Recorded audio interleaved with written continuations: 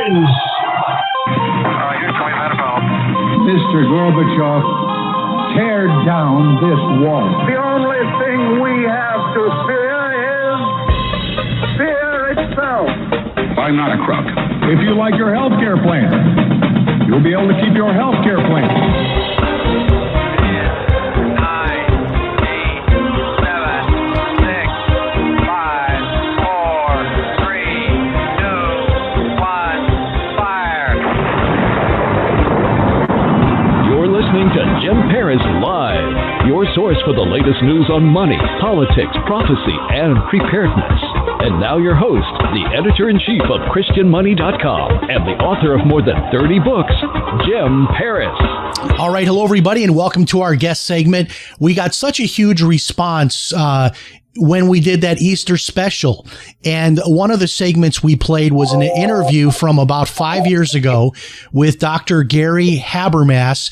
And the audio quality was not that great because it was a copy of a copy from when I was back on the radio network. And now we're commercial free and it's all digital audio and all that good stuff. And so we wanted to invite him back because you loved that interview. So we thought we would update it. And for those watching on the video feed, I'm holding the book up right here, The Case for the Resurrection of Jesus.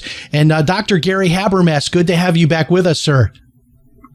Well, I'm glad to be with you. It's a good time of the year, and it's a great topic. Yes, absolutely. And people loved that interview during Easter. And I want to just start out by asking you, this book, which what I loved about it is it has the disc in the back with all the additional resources. Is this book still available in this format with the CD and all of that available as part of it? Well, the CD part is a good question. I've heard that CD was put together when the book came out. It's still backed with whatever the online backing is. I don't deal with that stuff, but I couldn't answer that. The book is definitely still in print and doing well. Yeah, it could be that the publisher may have gone to here's your secret password to log in and get the resources online, which is kind of what everything is moving to. Everything is online. I'm always a physical guy. I like to have my hands on stuff. But in any case, exactly. the resurrection of Jesus. I think many people think of it in terms of a story, like it's a story of mythology from the past. And I think they get away with that because they start with the first premise that Jesus may not have even been a real person that even really walked the earth. And we got into this before, and I want to get into that with you in a minute. But I wanted to ask you what you thought about, I don't know if you heard the interview at all that we did on the Shroud of Turin, which I honestly think is like the most exciting thing I've ever thought of. I mean, the idea that we could actually have, if it is the burial cloth of Christ, and everything we got into with Mr. Marino and all of that, which I know that you know him. Did you have any thoughts on the Shroud of Turin yourself?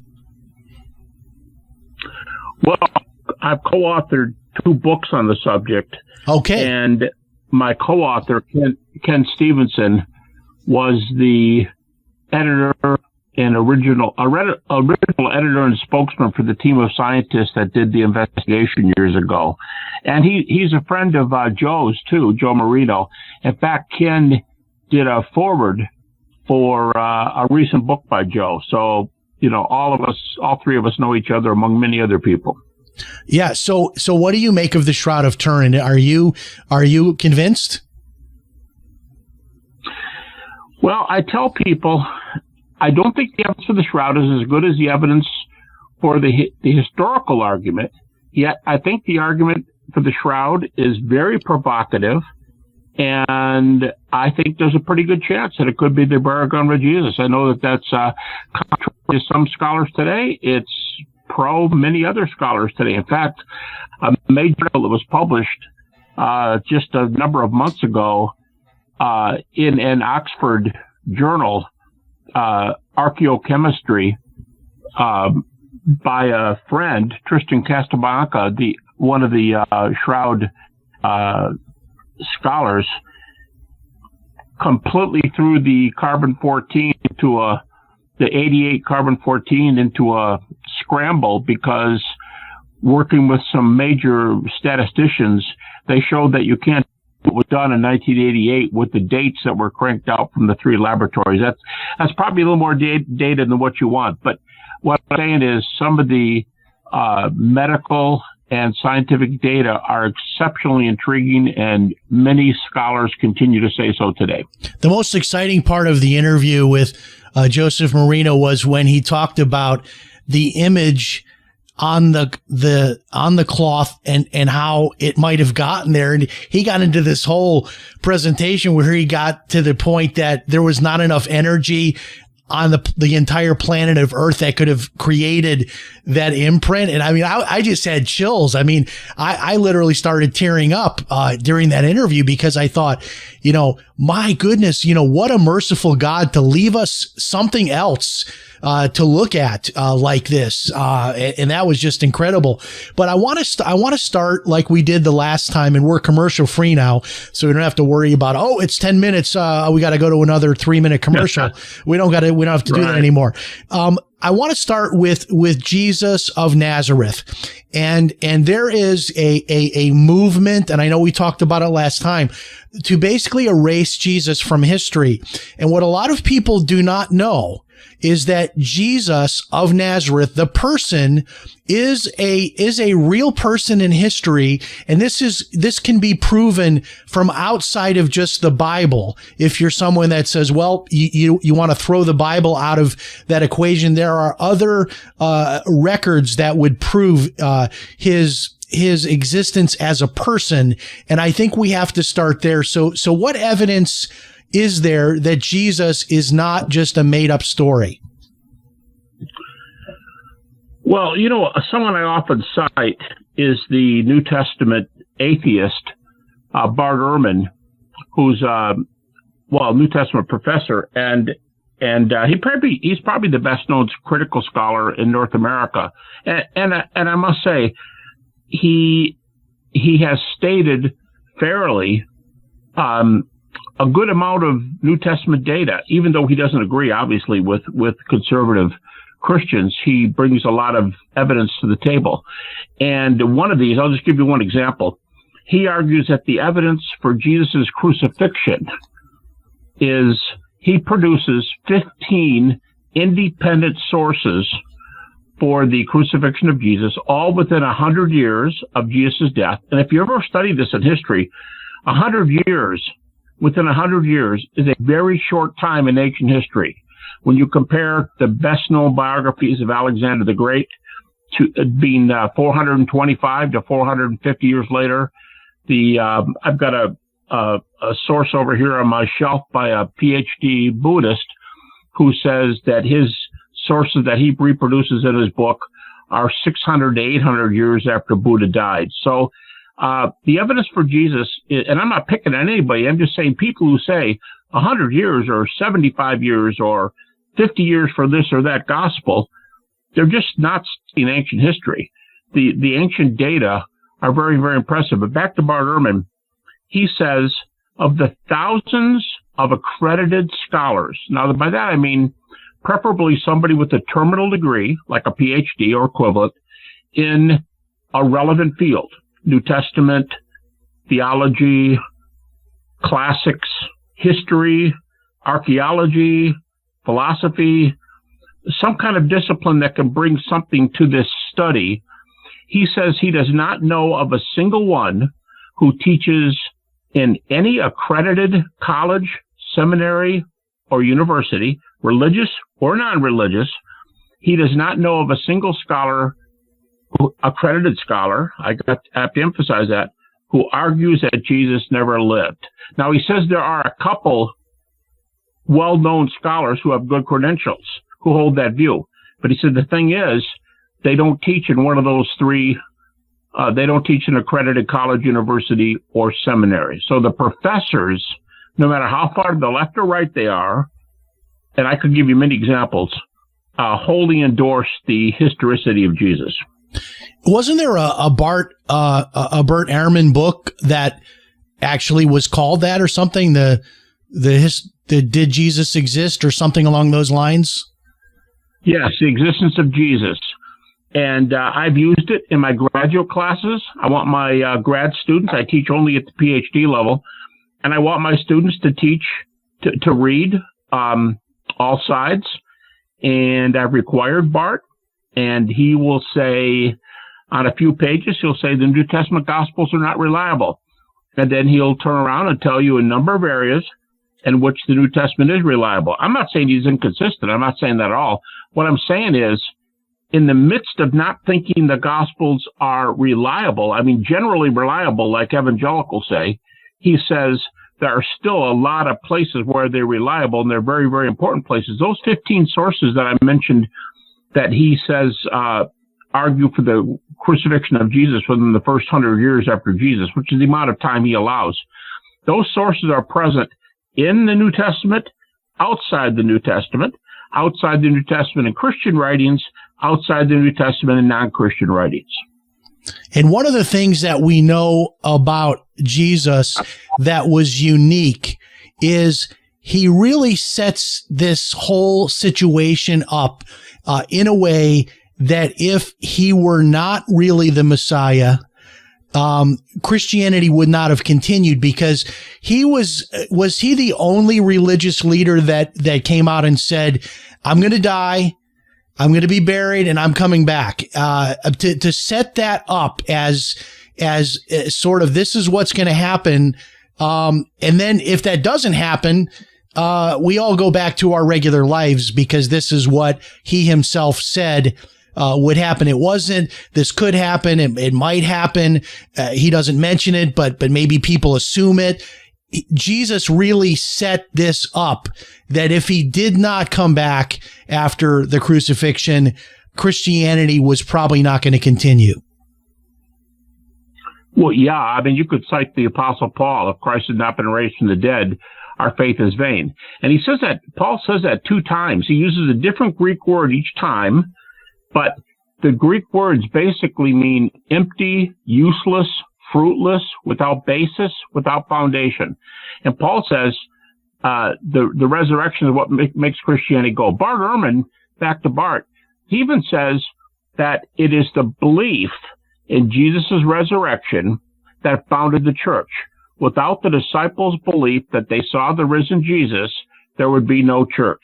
And that's Bart Ehrman speaking. So that's another example of where he might say, no, I don't accept all the Gospels, but there are a number of major things there that have pretty good evidence for them. And those are a couple of them: crucifixion and the disciples' belief that they saw the risen Jesus. Because if you're looking at this through the eyes of the disciples, and your leader, Jesus, is put up on a cross and is crucified, you got to think to yourself, well, maybe this isn't a good idea for me to be part of this whole thing, right? Right. Look at it. Yeah. Look, this is the top guy, and I've seen him perform miracles.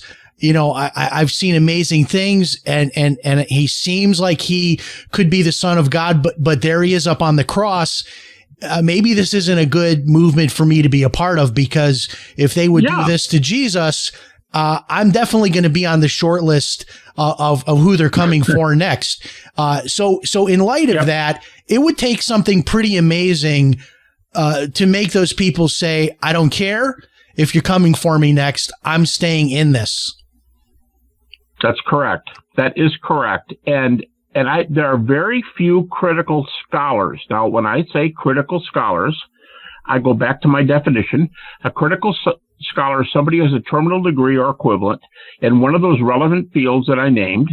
Doesn't make any difference how liberal or conservative they are. They could be atheist New Testament scholars. They could be skeptical, highly skeptical New Testament scholars. They could be Jewish, non-Christian skeptical scholars. They could believe other religions, but they're going to tell you that, as Bart Ehrman said, Christ died according to crucifixion, and his followers believed that they saw him alive again later. There is virtually no dispute about that among these trained scholars. Now, the gospel account is that the government basically especially the Jewish leaders and then also the Roman government. But Jesus was sort of marked as a troublemaker. He was coming in, saying he was the Son of God. He was upsetting all the religious rulers. Rome didn't like what was going on. They were sort of observing this, and they were upset for different reasons. But in the end, they wanted to get rid of him, and crucifixion was the path that they took. Now, one of the questions that comes up is, how could they possibly allow for the body to be stolen? Because this is one of those kind of conspiracy theories. Maybe it was the very first conspiracy theory of all conspiracy theories, that Jesus didn't really rise from the dead, but they snuck in during the night and stole his body. And then it appeared as if the tomb was empty.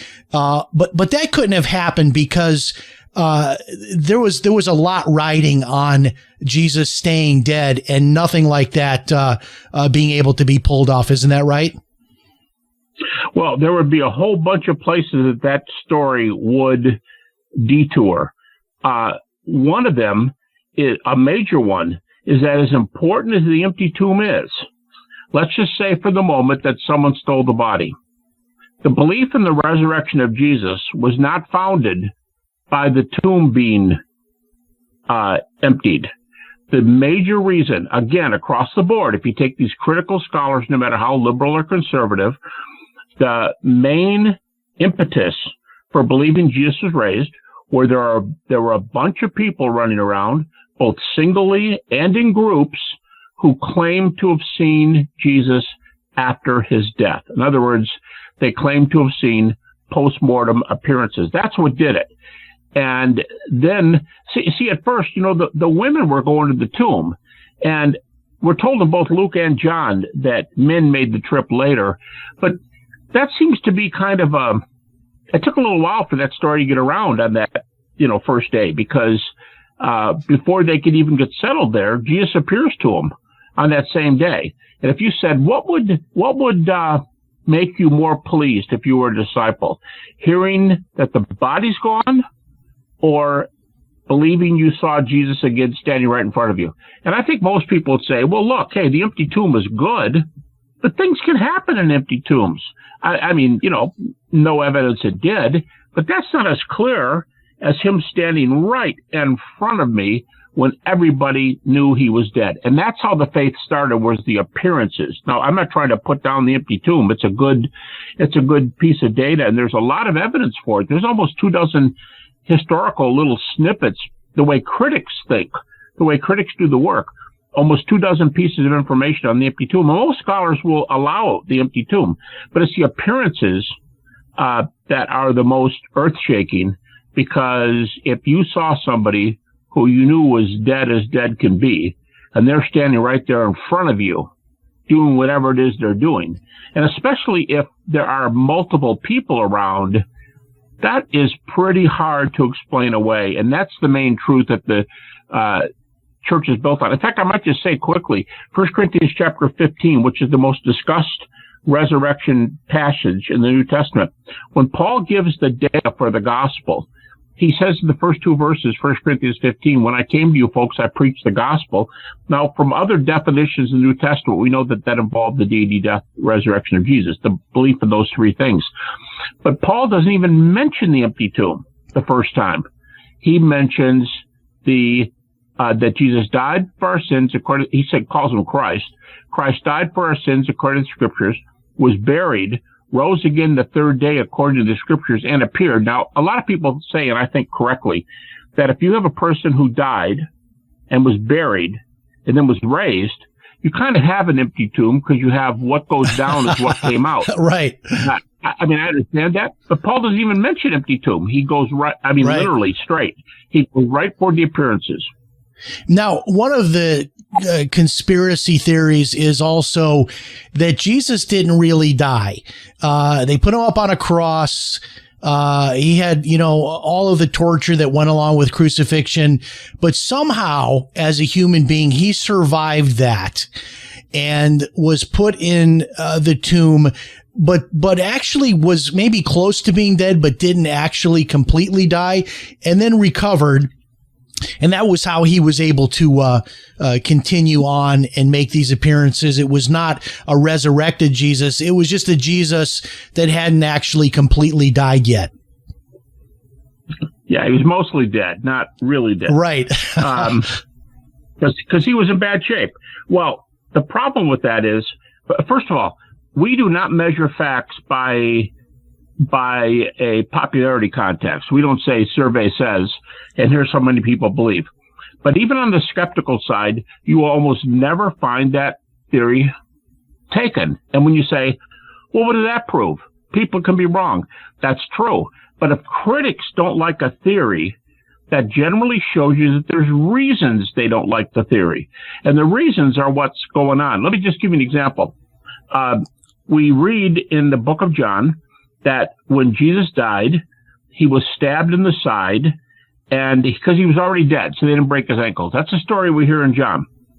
Well, there's a Roman author named Quintilian, and Quintilian is discussing the subject, can we give the bodies of the crucified to their relatives or friends to bury? And Quintilian says, when the crosses are taken down and burned or whatever, and the bodies are taken off of them, he said, we don't deny the dead bodies to the family as long as they've been pierced. He says they pierced them or struck them. The Latin can mean either. The Latin word is percussus. And John Cook, a great crucifixion expert, makes the comment that word in Latin, that you would strike the dead bodies before you would give them to their families. He said that word is a military term, and it is almost always used of swords, axes, or a spear being used. And of course, that's exactly what John claimed. So there's one, a death blow. Number two, this would take a long time, but the evidence of what happened to Jesus on the cross that he was totally dead before the spear wound. Three, here's the main reason the so-called swoon theory or the apparent death theory failed. Jesus would be in horrible shape. If he died traditionally on the afternoon, he appears on Sunday, and he's had his feet, the weight of his body, resting on nails, which is by far the most common way the Romans crucified, with nails. If he rests on those nails for a day and a half, let's say, you don't just get up and go play tag on Sunday morning. You don't get up and start walking in a straight line. And if you've been beat up and whipped first, normal for crucifixion. If you've been stabbed later, well, that's pretty bad. You don't walk to where the disciples are.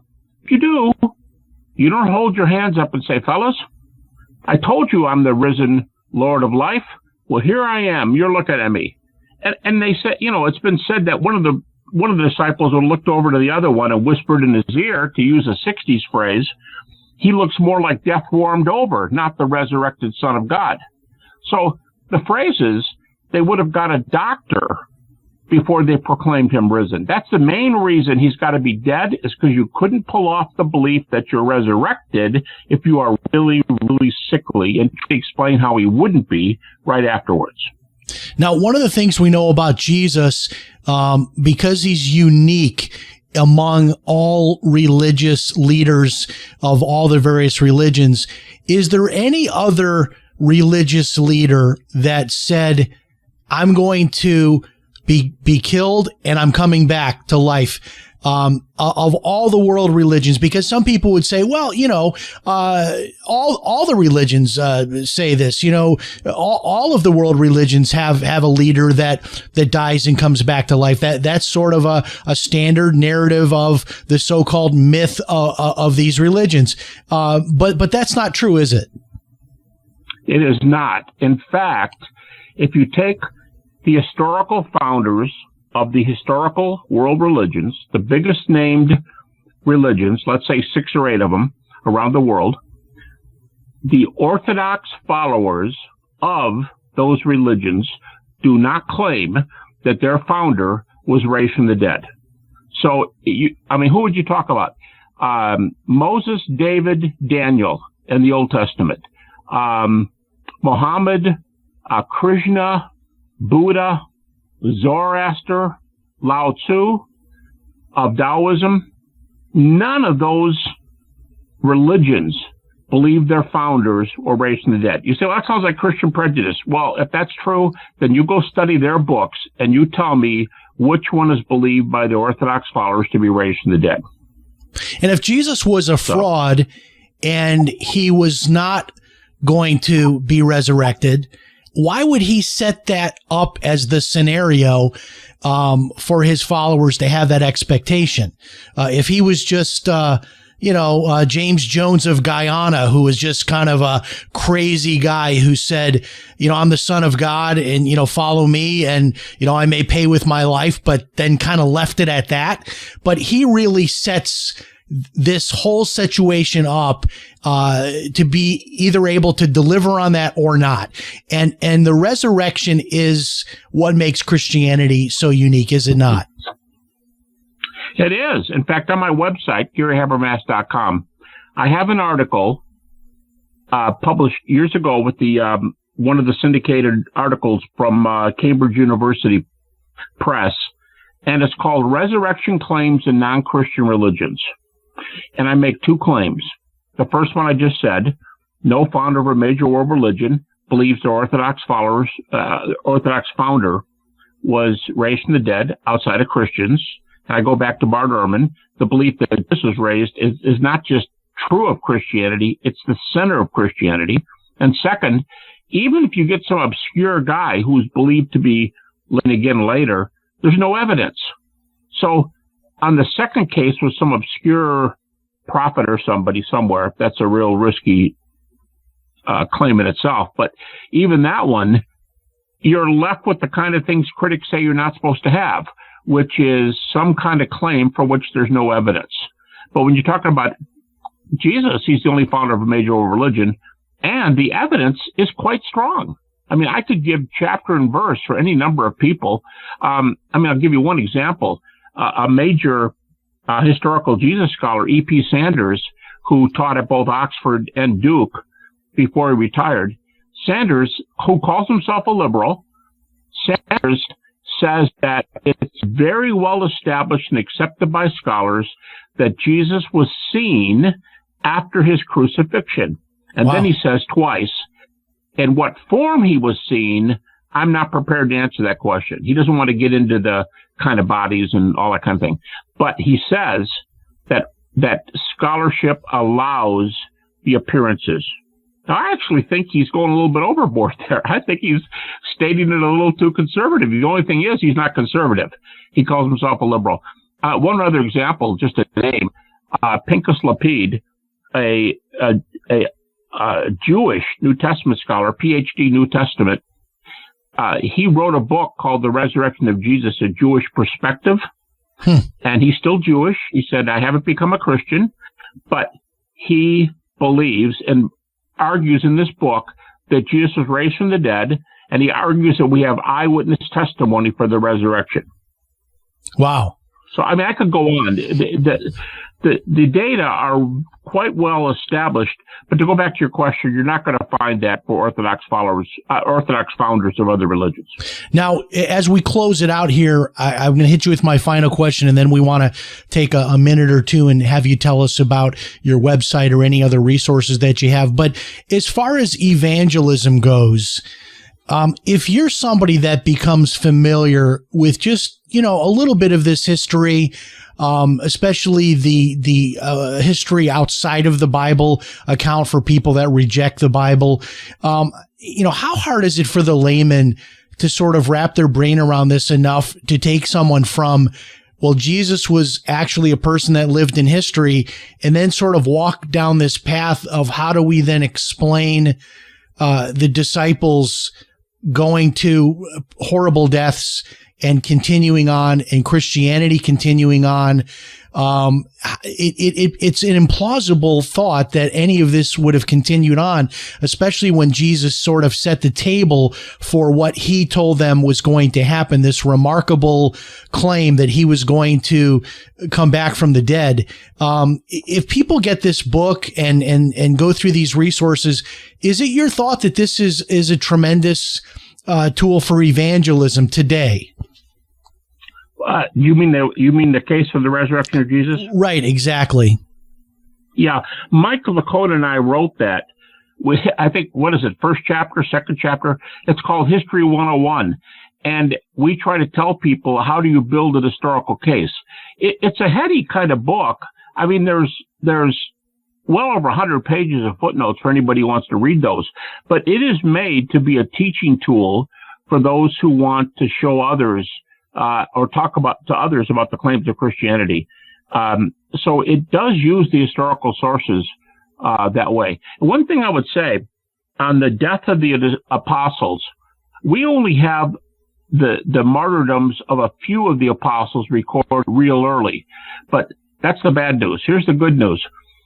In the first century alone, of the three big names who get together in Jerusalem in Galatians chapter 1, which is a meeting the critics accept, and that's Paul, Peter, and James, the brother of Jesus, we have first century data for their martyrdoms. All three accounts of their martyrdoms are outside the New Testament. So we do have really good evidence that Christians not only turned the world upside down, their lives not only were transformed, but the big three from Galatians 1, we're told that they all died as martyrs. Well, and even just the life of Paul, if people study what happened with Paul, and now here he is on the one hand, a persecutor of Christians. He witnesses even the stoning of Stephen, in the book of Luke, in the book of Acts. And you see this account and you see what this man is. There's now this movement that Paul never existed. I don't know if you've heard that or not. Well, yeah, I mean, that's been around for a little while, but I'm going to tell you something. If you go to a state university and talk about the same people that Habermas was mentioning earlier, critics in their fields who have terminal degrees, no offense, but you wouldn't go to a person with a PhD in English literature to pull your tooth. We go to dental surgeons. We go to medical doctors. We go to historians for something in history. If you go to relevant specializations with terminal degrees, say New Testament, theology, history, classics, archaeology, philosophy, and you ask them, do we have data for some of these crazy things? We hear a lot of crazy things in the press, but go ask the scholars.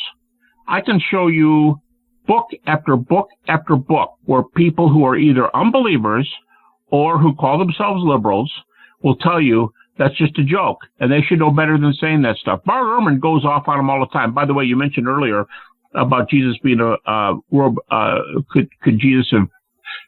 Jesus' story be stolen from other religions from pre-Christian times?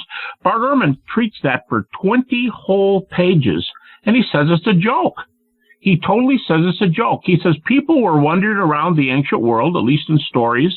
He says they disappear and come back, but they didn't die. He said they do this or they do that, but what they don't do in the ancient world is die and then rise. He says those stories, there are none of those stories before Jesus. And it's an amazing quote from him. And he says we don't have pre-Christian. Sometimes you hear stories like a couple dozen people died, called themselves the Messiah, were crucified and raised from the dead. Okay. I want somebody to give me accredited historical sources for any of those. I want to hear those. Right. Because Bart Ehrman goes off on 20 pages and says you're not going to find them. That's Bart Ehrman. You know, it's interesting to me how little the church really teaches on what you have here in your book.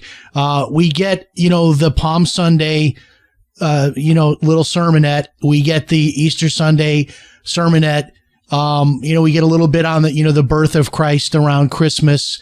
But to me, and God love pastors. They do, 6 weeks on marriage and 6 weeks on, witnessing and things, just everyday thing, how to be a better employee at your job, and all that's great. But I can't imagine anything more important, not only to build our own faith for those of us that are believers, but also to evangelize, to understand what really happened back in the time of Jesus. Why do you think it is that this topic isn't really, there's not more deep dives into this from the pulpit? I could think of several reasons. One would be many pastors think they're going to cite scripture, and they'll preach from Matthew 28. They'll preach from Luke 24, John 20, John 21, Acts chapter 1, first 11 verses, or many other good passages like 1 Corinthians 15, maybe the best one. And that's what they know. That's how they're trained. So it's the material they're trained with. And if somebody puts them on the spot and says, what do we know from secular history? I'm not saying anything negative. I'm just saying if you're not that much into a subject yourself, you don't lead people to ask you those kind of things. So that might be one. I'm sure the average Christian pastor thinks quoting the New Testament is enough. And when you say deep dives, for a lot of people, take that book you're talking about, Case for the Resurrection. They know where to get some basic evidence for this stuff. And they're not going to go any deeper because they think that that's plenty deep for anybody asking questions. Somebody can always deny the resurrection. They can say, no way, that kind of stuff doesn't happen. But like I tell people, that's just a denial. You can answer it this way. Oh, yes, my friend, Jesus was raised from the dead. And they'll say, you're just affirming something you believe. And you say, well, what did you just do? I'm responding on the same level you are. If you just told me about your faith, you told me you don't have it. I told you I have it. Now, if you want to talk about data, facts, history, let's do that. And I'm telling you what, if you know your stuff and you show you know your stuff, many times the person's not even going to start talking about it. John Ankerberg used to have atheists on his program, and he would say, wow, you must be really smart because you must know everything to be able to conclude that there is no God, there is no creator. And it really does, when you start thinking about some of these strange theories like the swoon theory, where he came close to death but didn't actually die. You'd have to have more faith to believe in something crazy like that than to believe in the resurrection. But I'll tell you what, right. It's always so fascinating to talk to you. Someday I'd like to sit down and have a 4-hour cup of coffee with you in person because I've got so much more I'd like to get into. But I'm holding the book up for those that are watching on the video feed. Tell us how they can get the book and any other newer books that you have out or any other resources. I know you have a website. Tell us about that. If you have any upcoming speaking engagements. And I guess you're also affiliated with Liberty University. If any young people are watching and they want to work all the way up to a PhD, they could possibly have you as a professor. Yeah, I teach only at the PhD level, and one of my required courses, I didn't even pick it. I didn't say you're all going to have this because it's my favorite course. The curriculum was set before I came to it, and a course on the resurrection is a required course at the PhD level. They've got to read the critics. They've got to interact with the critics. Matter of fact, one of the last times I taught the course, I brought one of the best known atheists into the class and let them Zoom in. And I promised, the atheist is a friend of mine. Number of atheist scholars are friends of mine, and there's no reason we have to be, enemies. But I brought this guy into class, and I promised him that I would not interact. I want my PhD students to talk to him. And I think they went at it friendly, but I think they went at it for about 2 hours. So that's an example of that. You talk about PhD students at that level. If there were no data for the resurrection, they'd run out of things to talk about real quickly. But to answer your question, I've got a website, GaryHabermas.com. Nothing is for sale there. So if they want that book, they'd have to go to Kriegel Books or Amazon, wherever you order books, Kriegel Books, and order the book. I don't sell it. And I also have a YouTube channel. You can just go to YouTube and look up my name, Gary Habermas. I have over 100 videos. Now, that one's pretty new. That one's just going up. It's only been up mostly for just this year, 2021. Is that the one you're talking about, the 2-hour interaction with the atheist? No, that was actually in a PhD class that I taught. Okay. So I brought him in to talk to my dozen students. Yeah. And it was a good dialogue. It was a friendly dialogue. They enjoyed having him, and he told me he enjoyed being there. Yeah, interesting. That was just a dialogue. I do have debates on the resurrection, like with Anthony Flew, the famous atheist. 3 times we debated. I can't say all 3 of them are on the website, but they could very well be there. Video. And then in the YouTube channel, they're there. So they can check that out. And like I said, everything's free. I don't push any of my stuff. I have written your other question. I have written 40 something books. Wow. And half of my books are on the resurrection. So there's 22 books. And someone could say, well, how many times can you say it? Well, that's because a lot of them are debates. Right. Some of them are popular treatments. Some of them are on burial. Some of them are on the appearances. They're all different in their own way. But that's 20-something books on the resurrection. I'm working on a very large book on the resurrection right now, but unfortunately, it's going very slowly. Yeah, there's so much to unpack. Wow. Thank you so much, Dr. Habermas, for being with us. God bless you. Keep up the good work, and we hope you'll visit again.